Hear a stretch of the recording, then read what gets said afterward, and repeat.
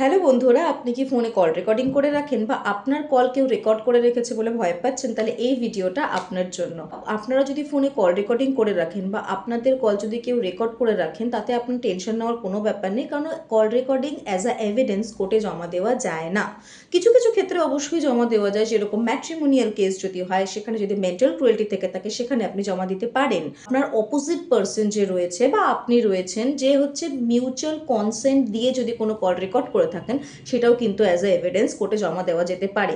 তাহলে as a evidence আপনি কোর্টে কি জমা দিতে পারেন? সেটা যে কোনো টেক্সট ফর্ম হতে পারে, যেরকম হোয়াটসঅ্যাপ চ্যাটস হতে পারে, মেসেঞ্জার হতে পারে, ইমেলস হতে পারে। এগুলো আপনি কিন্তু অ্যাজ আ এভিডেন্স কোর্টে সাবমিট করতে পারেন। কিন্তু according to section 63 of BSA আপনার সেই অথেন্টিকেশন রেকর্ডস কিন্তু জমা করেই দিতে হবে। কেন? এআই এর যুগ, আপনারা ভালো করেই জানেন যে কোন চ্যাটটা আসল, কোন চ্যাটটা নকল, সেটা কিন্তু আইডেন্টিফাই করা খুব ডিফিকাল্ট। সেই জন্যই এই সেকশনটাকে আমরা ফলো করি। তো এরকম আরও ইনফরমেশন পাওয়ার জন্য আজই আমাদের চ্যানেলকে সাবস্ক্রাইব করুন এবং শেয়ার করতে অবশ্যই ভুলবেন না।